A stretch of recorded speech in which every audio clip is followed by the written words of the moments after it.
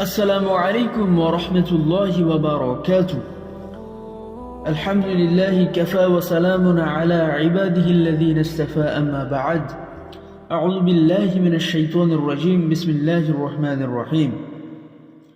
قل إن كنتم تحبون الله فاتبعوني يحببكم الله ويغفر لكم ذنوبكم الله غفور رحيم.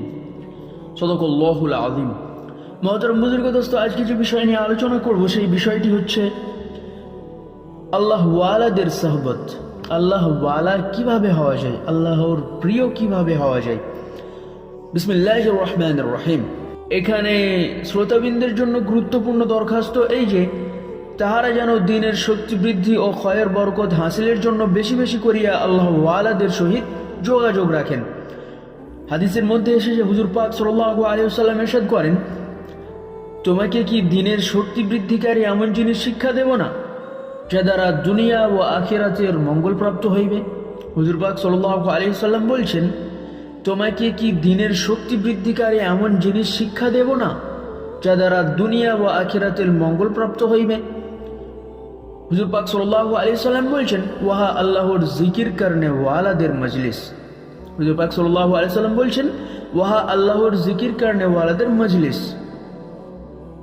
জিকির করনে ওয়ালাদের মজলিসে কি হয়? দিনের শক্তি বৃদ্ধি হয়। আর যখন তুমি নির্জনে থাকিবে তখন নিজেকে আল্লাহর জিকিরে মগ্ন রাখিবে।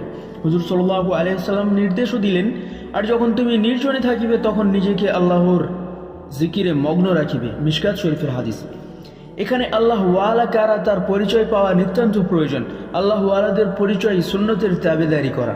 আল্লাহ ওয়ালাদের পরিচয় সুন্নতের তাবেদারি করা, কারণ আল্লাহ তাআলা স্বীয় মেহবুব নবীকে উম্মতের হেদায়েতের জন্য নমুনা স্বরূপ পাঠিয়েছেন এবং কালামে পাকে ইরশাদ করিতেছেন, আউযু বিল্লাহি মিনাশ শাইতানির রাজীম।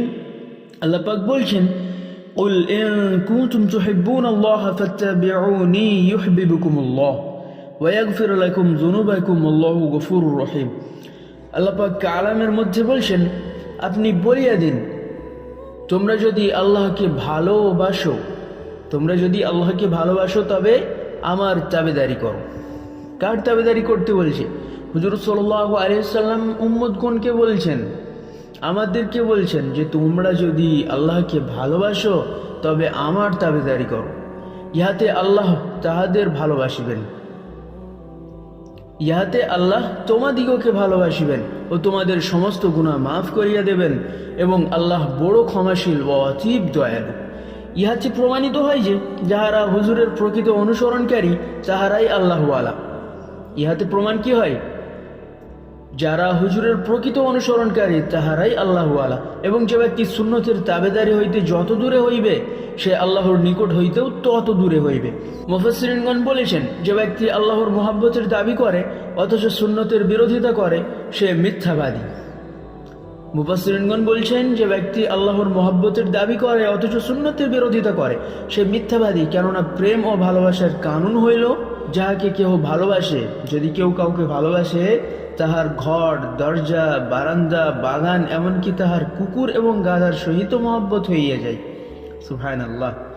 আল্লাহ পাক আমাদেরকে ভালোভাবে হুজুরের তরিকা অনুযায়ী চলার তৌফিক দান করুন এবং আল্লাহ পাকের ভালোবাসা হাসিল করার তৌফিক দান করুন। আমিন। আসসালামু আলাইকুম ওয়া রাহমাতুল্লাহি ওয়া বারাকাতুহু।